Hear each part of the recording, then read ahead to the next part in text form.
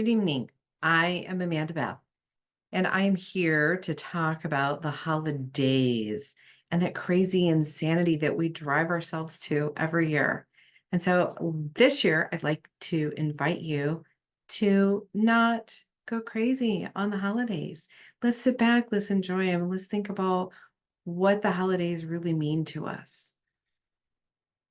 And no, it's not always easy, and it's way easier to say than to do, and the expectations that we put on ourselves and we allow others to put on us. And so let's rein those in as we get Santa's sleigh all ready for what we've got going. So we all have that story, or 10 or 12 or 3 or 4 really good Christmas stories of Christmases past when things didn't go the way we wanted to, when we didn't hear the things we wanted to. There were family arguments or fights or missing someone for the holidays for the very first time or for the 28th time. It's a factor. It's factors into Christmas. And so much of this comes down to what we make of it. So I'd like you to choose this year, this holiday, to step out of the comfort zone, even though it's not a comfortable story. I'd like you to invite you to don't play the crazy game this year. Enjoy yourself, pace yourself. Stepping out of that story, do not repeat it. When we tell ourselves, oh Lord, Aunt Alice is going to have the green dressing again. No, Aunt Alice is going to bring food. And we're going to be thankful that Aunt Alice brings food. And we're going to even be more thankful that we can choose whether we eat that green dressing or not. Yes, if you add enough sage to turkey dressing, it will turn green. I've lived that one. And I didn't eat dressing before then, and I still don't eat dressing. And that's a choice I make, and that's okay. Know your friends list. Have that list handy. Who are the people that you can count on to call in the middle of a breakdown? Who can something be said and you just went, I got to talk to. And for me, it's going to be, I got to call Tracy. She's never going to believe this. But I don't want to dwell on it. I just want to maybe send a quick text of, hey, you got to ask me about this. Don't dwell on it. Don't put yourself there. Don't give that situation your energy. Don't give those people your energy. Look at what you want to do for you and for your immediate situation. Set that intention that it's going to be better, that we are not going to play the same old games we have played for so many years before. This is going to be a better holiday. I'm not going to respond. I'm not going to react. It's different taking an action about something versus reacting to how something happens. And make sure we don't say, and this always happens to me. No, it doesn't. I'm always aware when it happens. It's very, very different. And don't look forward to it. Don't put it in the universe that you know this is going to happen. Put it in the universe that you want to have change and you want to have happiness and sharing and gathering and comfort. So put that in there. You can always say, hey, I hear this pretty rough, but we're going to look forward to better things. This is not where we're spending our holiday this year. We're not talking about this. Some other time, not today.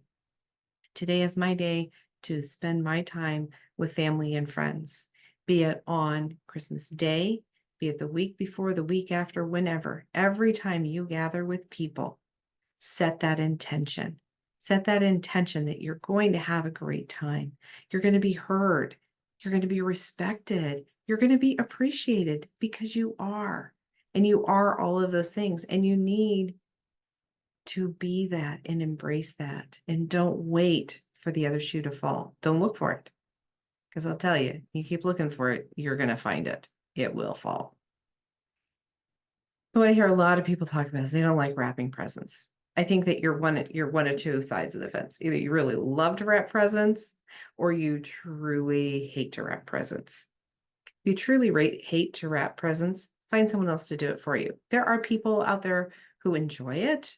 There are a lot of high schoolers that will wrap your presents and take a donation to pay for their next upcoming school trip or something that they want to buy, or allow them some extra spending cash. If you don't like to do it, don't do it. If you have to do it with a smile. It's like answering the phone with a smile. Hello. You put that smile on, you answer the phone, you don't put a smile on, you answer, hello. People hear it through and through. You don't want to be wrapping those presents. People see it through and through. They see you don't want to do that. Now, I personally enjoy wrapping presents. I love to wrap bizarre shapes. I love to make people guess. It's part of giving the gift for me. So my favorite tips are have good scissors. And of all things, buy good wrapping paper. The cheap wrapping paper will just like ruin any elf's day. It will just be awful. So buy the good paper. Decide how you're using your paper. Do you have one paper and you've got great tags? Do you use a single color of paper for each individual or each family? I started the tradition of my children receiving specific wrapping paper. I personally have, like all of my life, been able to identify handwriting. And I was so worried my daughter was able to read, that she would read from Santa and she would know that it was my handwriting. So I was able to order wrapping paper, came in sheets. It wasn't convenient, but it said from Santa. It was pre-printed on the paper. She knew it was coming. She knew what to look for that next morning. So in our household, mom and dad get kind of the boring things. Pajamas, your new leggings, underwears, things like that that are kind of day to day, but it makes it special because you get them at Christmas. And then Santa and the aunts and uncles, they get all the cool stuff, the toys, the gifts, the gadgets, and as they get older, the tech stuff. So all of that stuff. So kind of decide how you're doing that. When my second daughter came along and she was entering into the traditions of Christmas, at this point now, I had two children to allocate Santa paper for. So the girls each got to pick their own paper. They chose which one they wanted, and that was going to be their Santa paper. So they knew that Santa would come to the house Christmas Eve, wrap all the gifts, and put them under the tree. Santa has always left bits of paper and tape and kind of a mess on the dining room table, to show he was there and doing his work. With the oldest child, it was not an issue. She always loved sharing her gift wrap so that I could always wrap a present for her aunt or her grandma, and I could use her special paper and we would take it to their house. That gave me the right to open the paper. The youngest, however, no. In her mind, that needed to be a pristine roll of brand new wrapping paper for Santa to initiate his craftsmanship. I soon learned to buy 2 rolls of that wrapping paper, one to be pristine for Santa and one for me to use ahead of time so that I was not up into the wee hours of Christmas morning wrapping those gifts. Tape. What do you like for tape? Yeah, I'm going to refer back to my kids. There are lots of stories. I have my one daughter, she's a tape fanatic. She has every possibility of tape. If it's tape, it's in her room. And it doesn't matter what kind of tape it is, masking tape, packing tape. Blah, blah, blah, blah.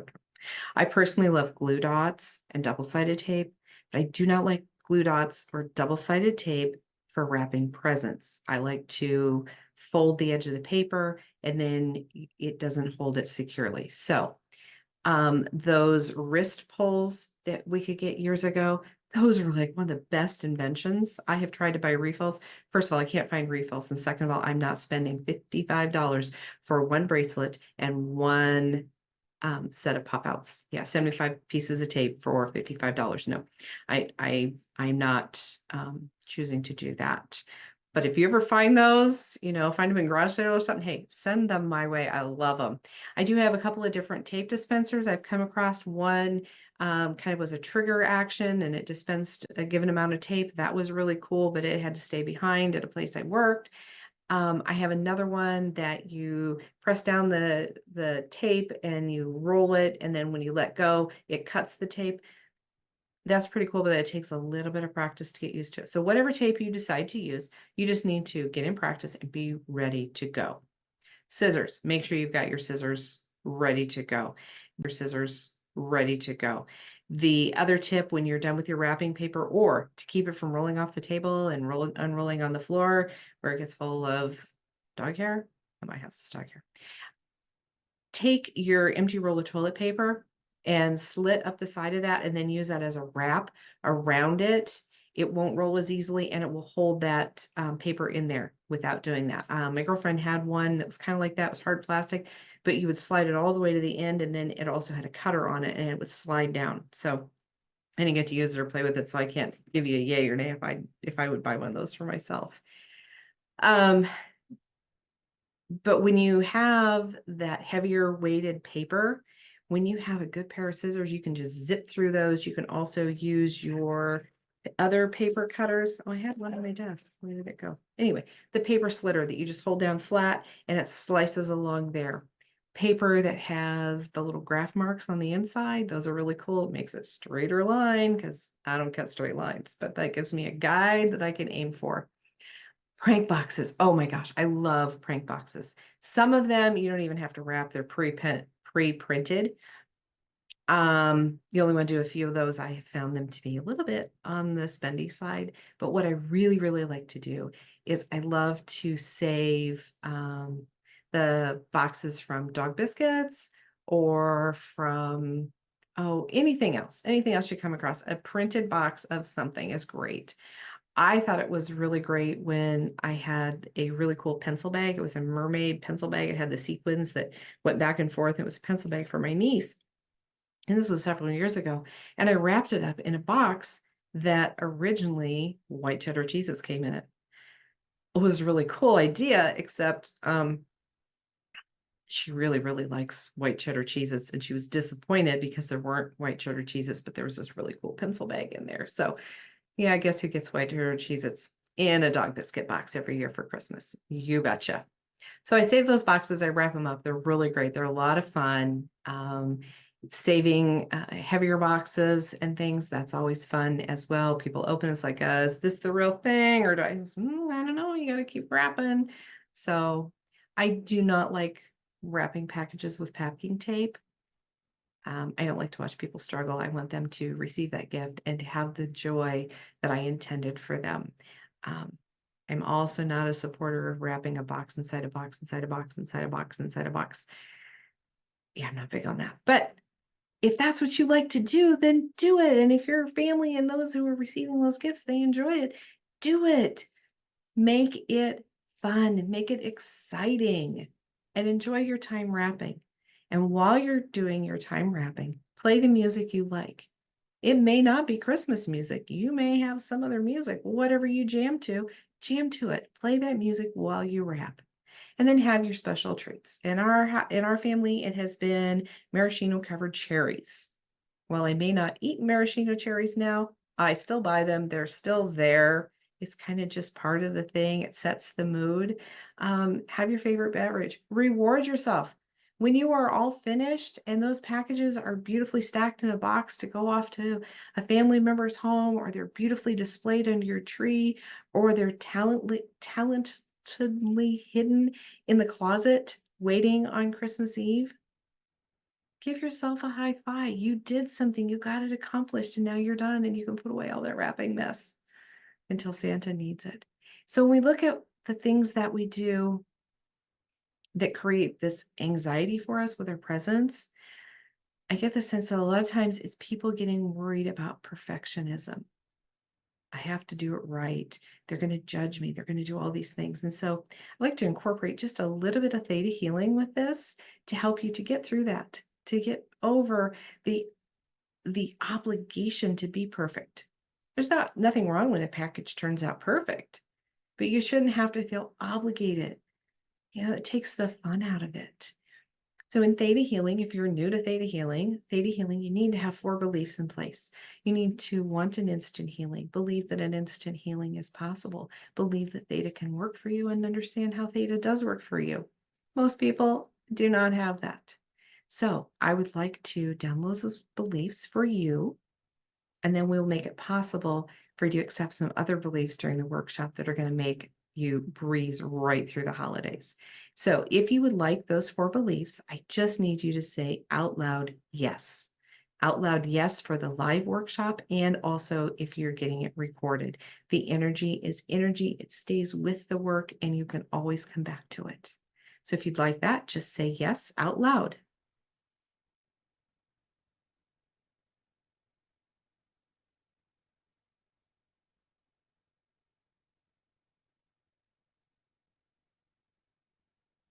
Okay. Did you feel that? Some people feel it, some people don't. A lot of people, the subtle things we don't really feel. But what I would like to do is to remove the obligation that you have to be perfect in your gift wrapping. I would like to remove whatever prevents you from enjoying gift wrapping and enjoying the creativity that can come with your gift wrapping. Like if you use bags, I forgot about that. I'll go back and tell you about that in a second. But let's download this. Let's remove those obligations. And so in Theta, when we say it's obligated, it means you don't have a choice. It means every time you wrap a present, it has to be perfect. Well, no wonder you stress out about it. Let's remove that obligation. Let's bring the fun back to it. If you would like that belief, those beliefs, just say yes.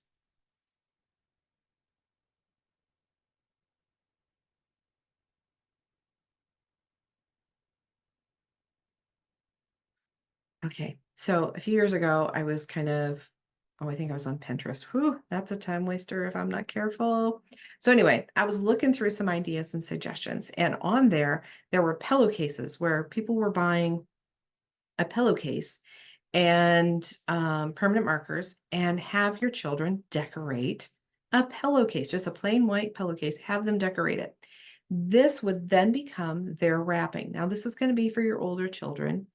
And depending on how you choose to do it. I chose to use it for my older children, and actually I bought them cotton gift bags with the idea that I would reuse them every year for those mom gifts, the things they get for mom every year. Underpants, pajamas, socks, usually some leggings, things like that that are just kind of, yeah, you get them every day. It's not, or every year. It's not really that special, but it is special because you do get it at Christmas.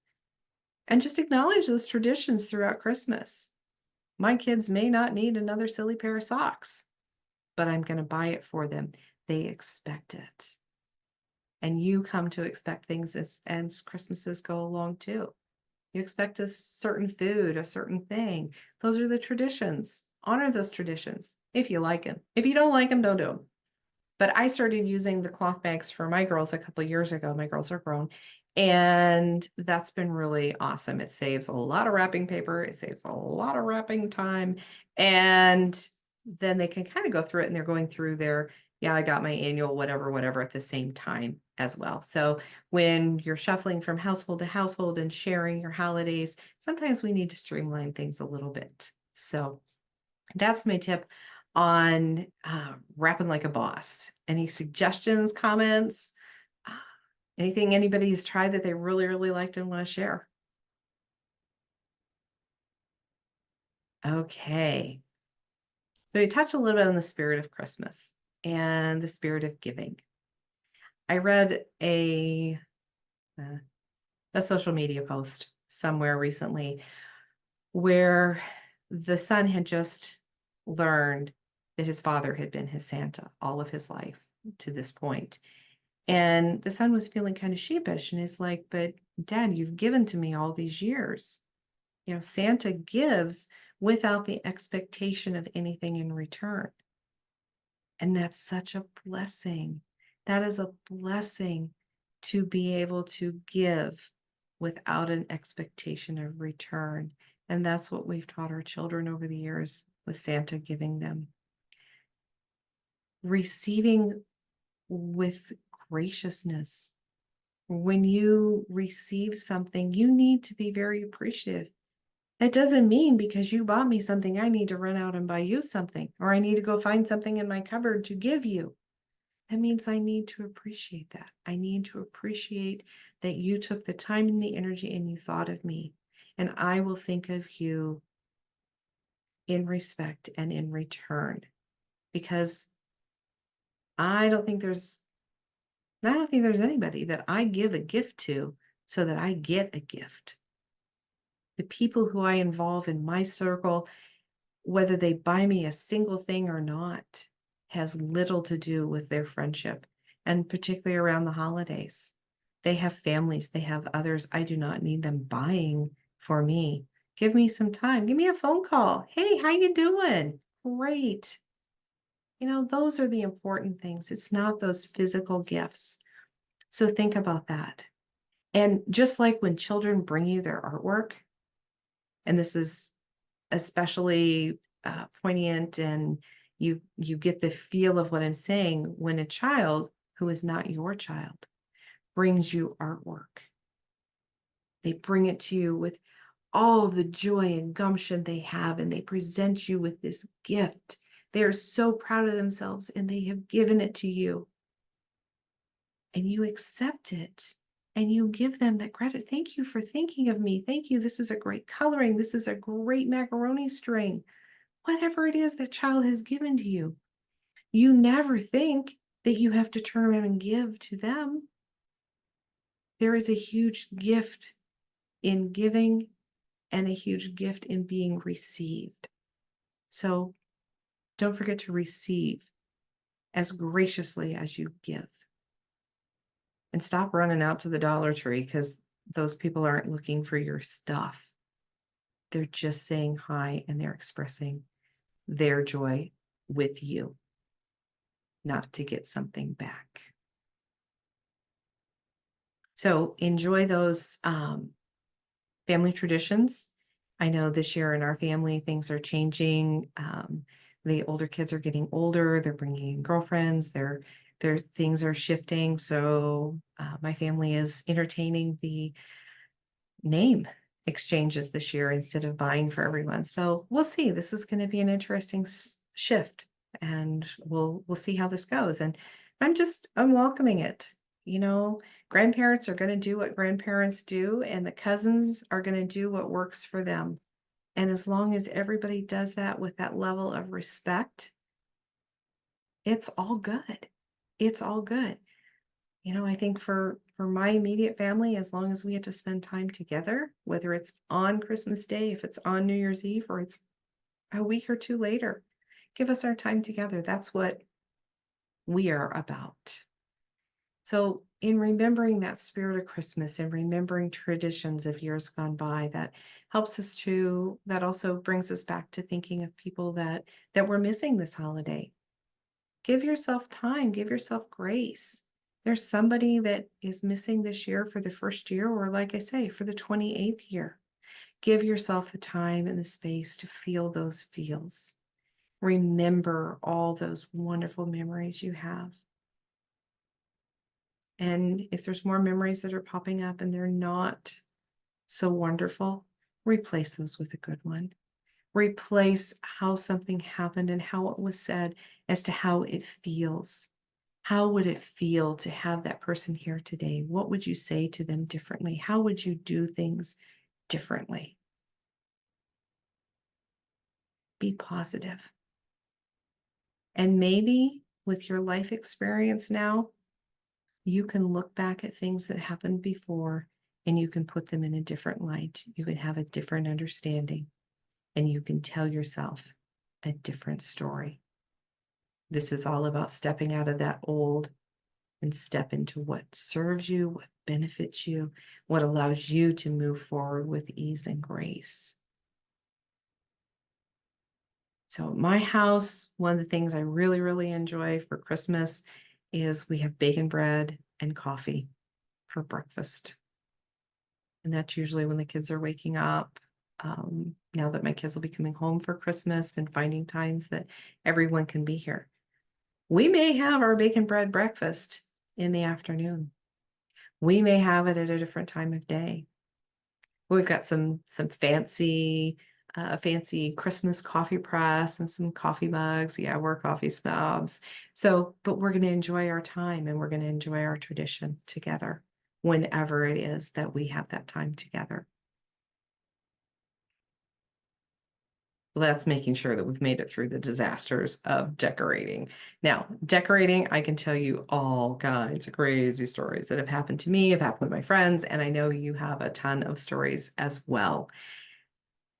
The biggest one was my biggest disaster. Well, there was the year that the perfect live Christmas tree was actually 3 trunks. Um, that took a lot of props and a lot of shims to keep that standing upright in the stand.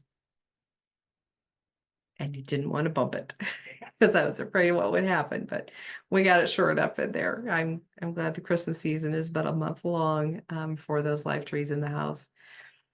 Another year, actually it was the last year that we had a real tree, and that tree was beautifully decorated. It had been in the stand, it had been watered, the dogs had run under it and everything else. The baby was not even toddling yet, so this was not anything on her. And I sat there sipping my morning coffee and I watched that Christmas tree. That Christmas tree just jumped right up out of the stand and fell, crashed on the floor, broke several ornaments. And that was the year that we had just purchased those that ornaments that were acrylic and they look like icicles made to be different things, to be a tree, to be a snowman, to be an angel, just different things. And everyone in the family had gotten a different one. So all of those were broken. That was the last year that we had a real tree. And I also learned that apparently when I lived in upstate New York, the reason that I felt kind of a low grade sinus headache, felt unwell the whole time I was there, and why I've been sick every year for Christmas, I'm allergic to pine trees. So who knew? I wasn't sick, but I sure didn't feel well. So when I started getting an artificial tree, I don't break out. I'm not sick. So that's really great. But I have found that my artificial tree does not hold nearly the number of ornaments that my big, fluffy, full real trees could hold. But, you know, we live and we learn and we find out what works best for us. And now being more environmentally conscious, I don't know which is best, but I don't get a new artificial tree very often. So it's all good.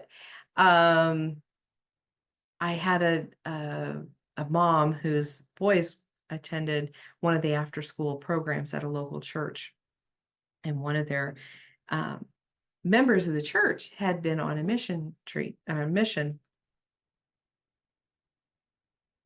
And when she came back from having gone on her mission, she brought back this beautiful pottery. Well, lo and behold, she opens up her suitcase, and this beautiful pottery is in many pieces.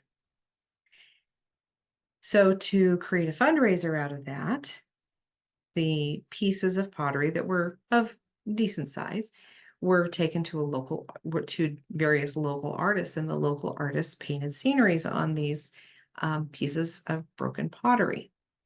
The broken pottery was then on display in the church, in the common areas for silent auction. And these boys, bless their souls, they bid on those silent auction items. And wouldn't you know, they won. Each one of them, they run up those bills. Their dad was an auctioneer. They kind of understood the whole auctioning thing. Mom was a little bewildered because, well, that's not where she had planned to spend her money that Christmas. So I suggested that she have a very, very fine drill, like with a pottery or a ceramic uh, drill bit on it, and that she drill a tiny little hole in each one of those pieces of broken pottery, put a ribbon through it, tie a bow on it, and hang it on the Christmas tree. That way, those young men will be able to hear that story every year about that broken pottery they made a donation to the church for. in their mom's name. So I'm not sure if that ever happened, but when you think about things like that and think about what the tradition is that you could start with this pottery, the auction, it was right around Christmas time. It affected her Christmas budget, and have those boys put those ornaments on the tree every year and take those into their adulthood and that learning experience that they had. And hopefully the church had as well, that we need to keep a closer eye on children in these things.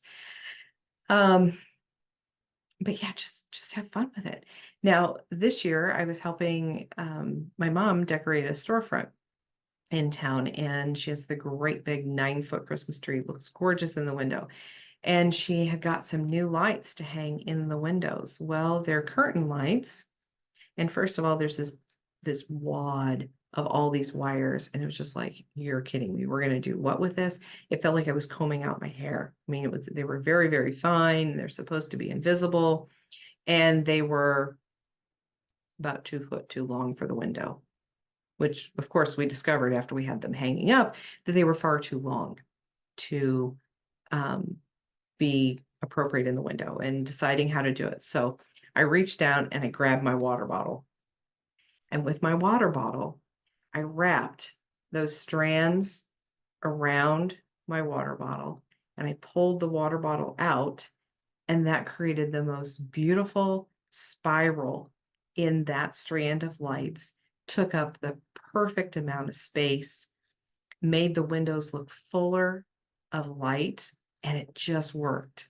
So when you have those really tiny fine lights that you worked really hard to untangle and they're too long, wrap around your water bottle, create a spiral, you will love me.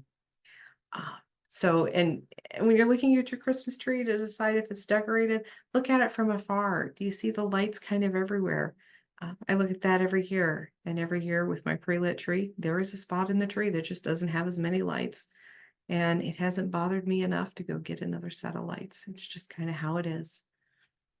And as I scale back, I do believe that less is more. This is more about enjoying the people and the reason for the season than it is decorating out to the max.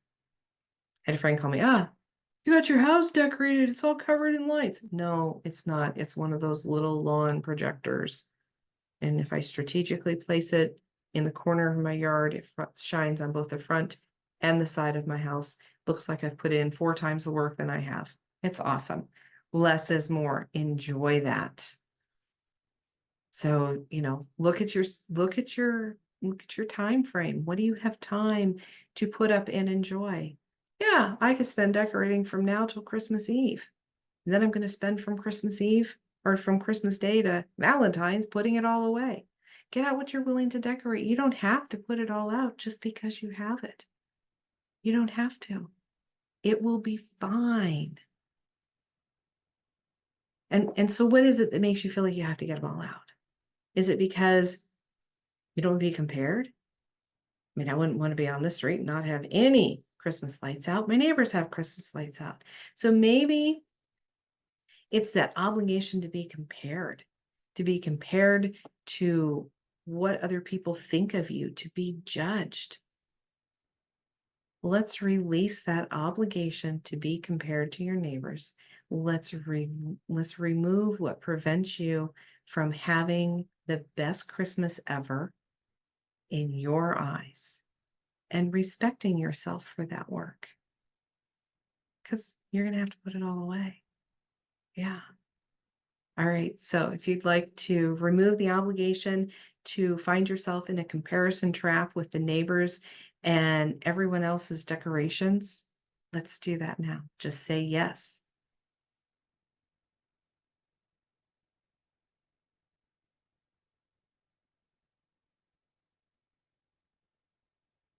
Okay. Yeah, everybody's wondering, what am I going to say about that? Those annoying family members who just want to nit and pick and get into all your business. First of all, it's a big part of how you enter into that interaction. Do you have yourself dreading that Uncle Joe is going to ask you about this or about that? First of all, anybody can ask you anything they want. Second of all, you have to agree to give them the information. If it's not their information, it's not why you're there to talk about it, then don't share. Don't share what you don't want to share. It's not any of their business. And so this we're gonna talk about boundaries. What is free for all and what is not free for all? What is important to you? What is important to your immediate family and what you have to do? You have to show that respect first to yourself so that other family members will respect you and your friends and coworkers and everyone else. The more you respect yourself and you put those boundaries in place and you keep those boundaries there, the more they will be respected. The more you respect yourself, the more others can respect you. So if you do not want to tell the whole story, if you do not want to engage in those conversations about yourself, then you don't engage in those conversations about others. The respect you ask for yourself is the respect you show to others, that you would not talk about things like that about them either. The biggest respect is showing people how to treat you. Being the person who shows up first at the party, make sure the hostess has got all their stuff ready, make sure to keep track of everything, and then stays and does all the dishes at the end. That person is giving a whole lot of themselves. Did they pull in? Did they pull in back to themselves? Did they enjoy their dinner, or were they more worried about everyone else? Did they have a good time? Was this their party to be hosting? Because I guarantee you, if you always show up and you always do those things, you'll always be used to do those things. It will no longer be a choice about what you can do. So respect yourself, put your boundaries in. If you wouldn't expect that of yourself, others cannot expect that of yourself either. You need to be able to forgive in the moment too. Things have happened to and from all of us. We have all said and done things that we would like to be forgiven for. We need to forgive ourselves, and we need to forgive those who ask inappropriate things of us, who get to be nosy and meddling, and we can just forgive them. Forgive them in the moment. Don't give them the time of day. If they're bringing up subjects that are uncomfortable or inappropriate, you can say, I choose not to talk about that. No one says you have to sit tied to the couch next to them. Get up, go outside, take a walk, go visit someone else. It's okay. You do not have to engage in a conversation with anybody. It's kind of like when the phone rings, you're not required to answer it. Make those boundaries for yourself. There's the Ho'oponopono prayer, and it's the prayer. The Hawaiian tradition is if something happened that you had to go to the leaders and you had to get their blessing to be forgiven. And that was later changed around, and it has been, it's now the Ho'oponopono prayer. So when you know you're going into something that may or may not be difficult, it may or may not be a sticky situation, you're going to ask for that forgiveness. And it's real simple. It's 4 sentences. And I say it's so simple, but it really does provide grace. So, for example, going to the post office. I don't know why. I really do not like going into the post office. I always feel like it's a battle in there. And I'm just going in and buying a stamp. I know what I need. I don't have to give anybody any zip codes. I just need a stamp. Somehow there's something about that energy. And yeah, I can just walk in, and before I go in, I just say to myself, I love you. I'm sorry. Please forgive me. Thank you, thank you, thank you. Someone is having a conversation with you that you don't want to have in your mind. You can just be saying this prayer. I love you. Please forgive me. I'm sorry. Thank you, thank you, thank you, thank you. You can walk down the hallway. You can be walking away from someone, and you can be saying this prayer. It helps to give you the grace. It gives you the time. It gives you the space. And always, always, always, always, always say this prayer before you walk into a busy store, before you walk into, having a new client meeting. Just set the pace. And when you show your boundaries, you have positivity, you're going to find that the world is your mirror. The more positivity you shine out, the more that world or your mirror is going to shine back to you. You will receive that as your gift. Being angry and upset, you find out you walk in someplace, you're having a good day, and you walk in and somebody else is having a bad day, all of a sudden you're having a bad day too. The same happens when you're having a good day and you're sharing that good day with other people. They tend to raise their vibrational energies around you. The world is your mirror. Show it what you want to see. And a lot of times with family conversations and things, it can come down to the fear of rejection.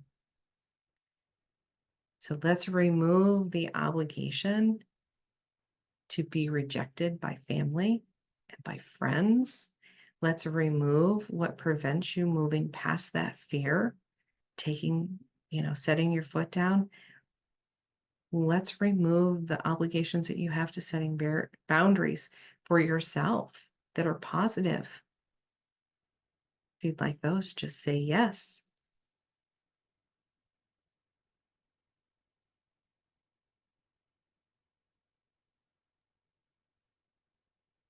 Okay. Are we all doing good? All right. So probably one of my biggest lists for the night is that whole ELF-approved relaxation techniques. So, of course, I would be amiss if I didn't tell you about my website. I have Amanda Beth Healing, and if you pop on over to Amanda Beth Healing, there are meditations there that you can download and use those for sleep, relaxation, and getting your morning started. I do have a special gift. I have recorded another meditation for especially designed at folks who are starting that whole meditation process. I think it's 12 minutes long. So it's a short one. You can do it anytime. You cannot do it while you're driving. Give yourself some time and space to relax, rejuvenate, tune into your needs. So do that meditation. And these are guided meditations. Guided meditations generally are much, much easier than just going into a meditative state. That does take a lot more practice. There's a few tech things that I can certainly help you and point you in the right direction to help you know if you're doing meditation right. I'm amazed at the number of people who do admit to it. And most of them say, well, I'm trying, but I don't know if I'm doing it right. Well, I said, there's some other things we can talk about. But so I have a meditation for you, and I also have a coloring page. I love coloring pages. So I prefer them with my colored pencils. And so on my desk sits a cup full of colored pencils.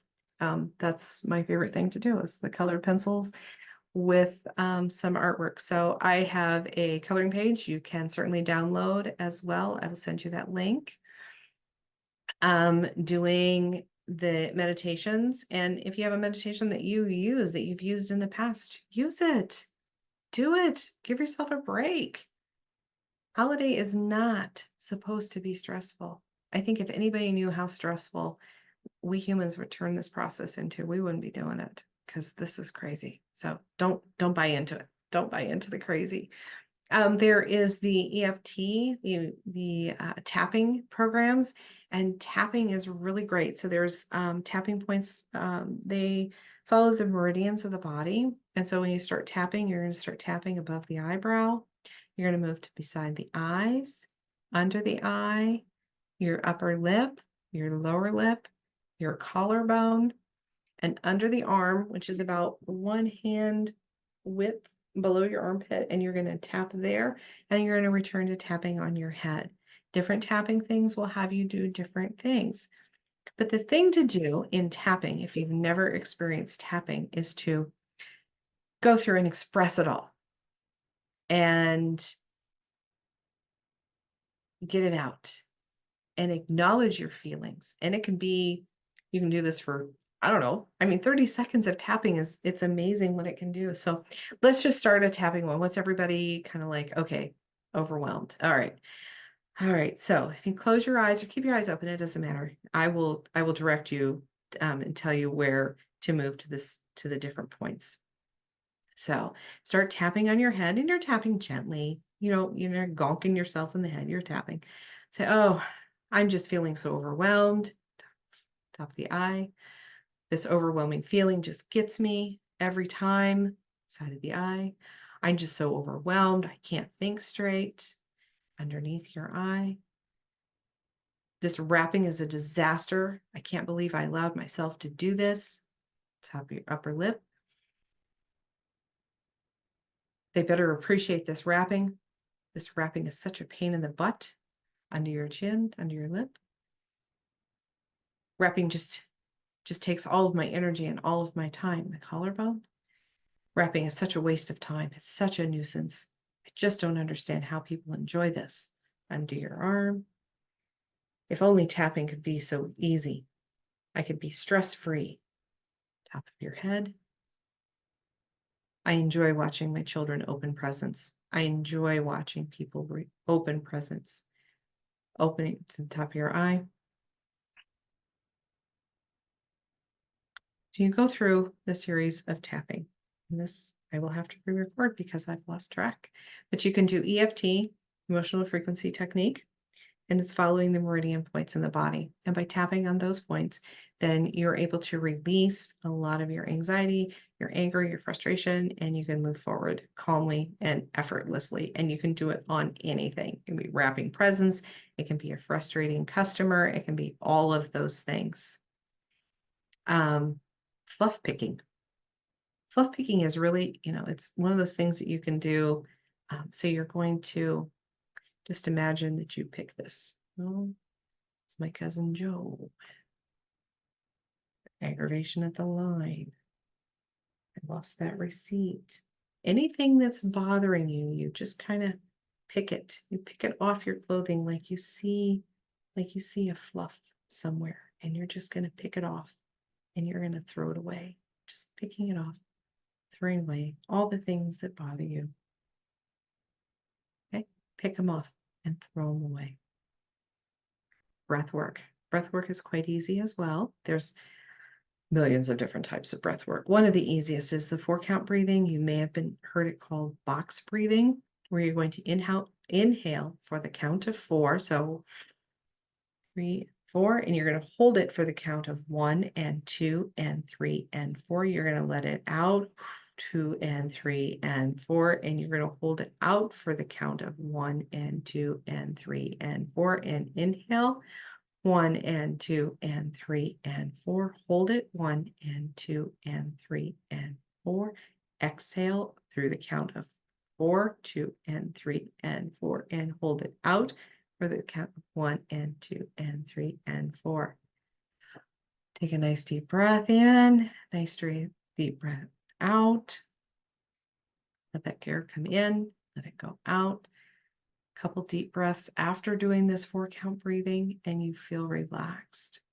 You can do this at any time. You can do it in the elevator. You can do it through when you're sitting at a stoplight. It does not take long, but it does bring that down.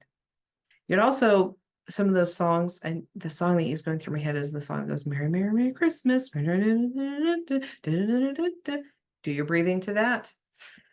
Take in that breath and exhale that breath just as hard. Take it in and exhale it.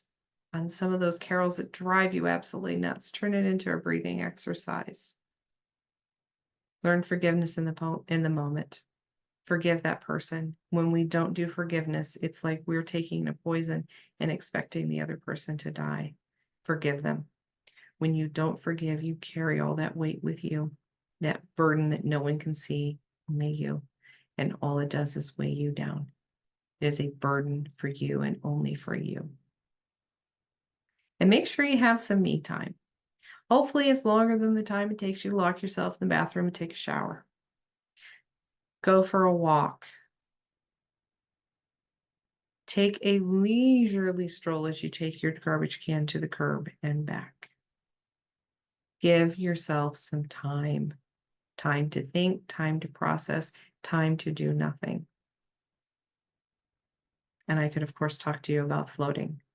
I do own the Float Center here in Southeast Iowa. So floating is an amazing me time experience. Feel free to contact me to look at that as well. But let's talk about those relaxation. And one of the last things is the whole concept of guilt and shame. Guilt and shame and forgiveness we talk a lot about in theta work. And so let's relieve the guilt. Let's get rid of the obligation to have guilt over any Christmas packages that you have purchased. Let's remove any shame that you may feel. That whole comparison thing, how that all comes back in. So let's remove those. If you'd like those, just say yes.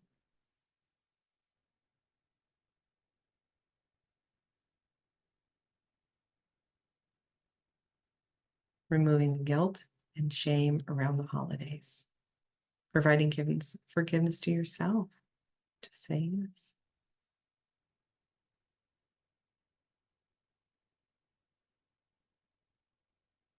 Okay. Well, we'll get you the link for the meditation and that coloring page. If you think of anything else, please feel free to give me a shout out. If you'd like to work individually with me, you can contact me through amandabethhealing.com. Feel free to schedule a complimentary discovery session. Just meet one-on-one with me and discuss a little bit more on how this theta stuff works and how it can work for you. If you'd like to look into that type of healing, that'd be great. I'd love to have you. So stay merry, stay bright, stay cheerful, and more than anything, stay positive.